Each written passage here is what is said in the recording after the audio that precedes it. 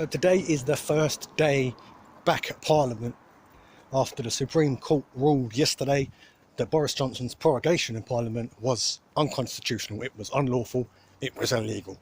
And suddenly every hard-right Brexiteer who has spent the last 3.5 years going, "We want parliamentary sovereignty," has turned around and said, "Not like that. We don't want Parliament to be sovereign that way. Not when we get what we want." So it would seem that all the right-wing Brexiteers up and down the country who wanted to make Parliament sovereign, who wanted to take power back from Brussels and give it to our democratically elected representatives, suddenly don't want that. They want their PM, their man, to be able to do what he wants and not have to answer to Parliament. Well, tough shit. You voted in 2016. You voted to give Parliament sovereignty. You voted to take power back from Brussels and hand it to Parliament. And the Supreme Court has ruled that what Boris Johnson has done is seized power from his Parliament and stopped them from being able to exercise it. He has decided he wants to push through what he wants and nobody's going to stop him. So that's why he prorogued Parliament. And I don't care what anybody says about prorogation being a regular thing. Every government prorogues Parliament. Yes, they do, to prepare for the Queen's speech. And the prorogation normally lasts 2 or 3 days. It doesn't last 5 weeks. So I don't care what anybody says. That is just a trope. It's an absolute lie. He did not prorogue Parliament to prepare for a Queen's speech. He prorogued it to limit the scrutiny of his Brexit plan for as little as possible, to as little space of time as possible. And now he's got to go back today and he's got to answer questions as to why he seems to think democracy is supreme when it actually only when it benefits him. So democracy isn't supreme when he knows that Parliament isn't really going to be very receptive to the idea of crashing out without a deal from the European Union and potentially wrecking the economy of the country. So if you're going to stand for democracy, I fully respect you, I fully support you, but it's got to stand, it's got to be stood for on all grounds. The same with free speech. If you're going to stand for free speech, I'm 100% behind you, but it's got to apply across the board. It's got to apply to speech that you don't like. So democracy, if you're going to stand for that, it's got to stand for democracy that you don't like.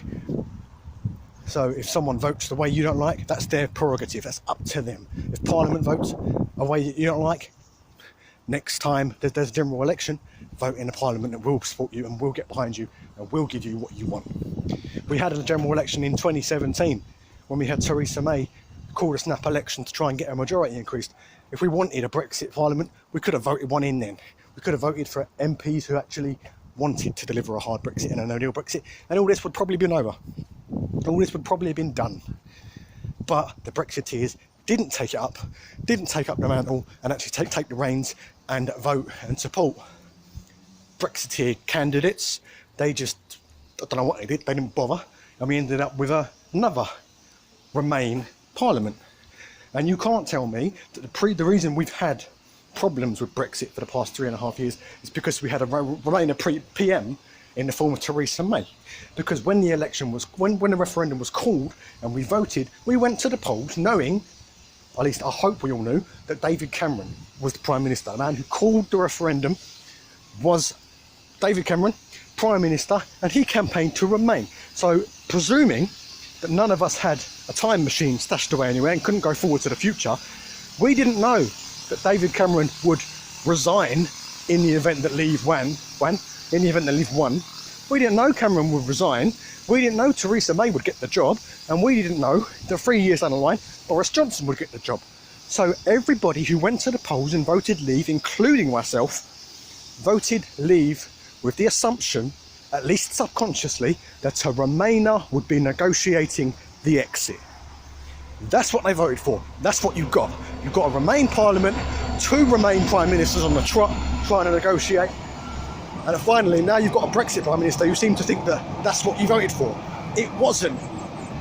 If you wanted a Brexit Prime Minister, you should have voted for that in the general election, and you didn't. You could have voted for that in 2017. You could have kicked out all the Remainers, got all the Brexiteers in, because Theresa May was already doing Brexit Party. You could have got exactly what you wanted, but you didn't. So don't give me that old cobblers about, oh, it's because we had Remain parliamentarians, we had 2 Remain Prime Ministers. No.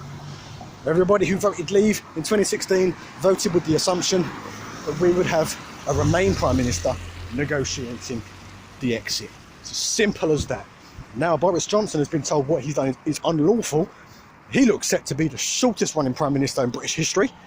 He looks set to make records, and we'll see what happens from here. But really, you cannot blame the Brexit mess on anybody but the Tory party. David Cameron called it because he was selfish. He wanted to stop infighting in his own party, and he was hoping that, like he did with the Scottish independence referendum, that we would vote to remain, and then he could tell anybody who said we should leave the EU from that point forward, you had your vote, shut up.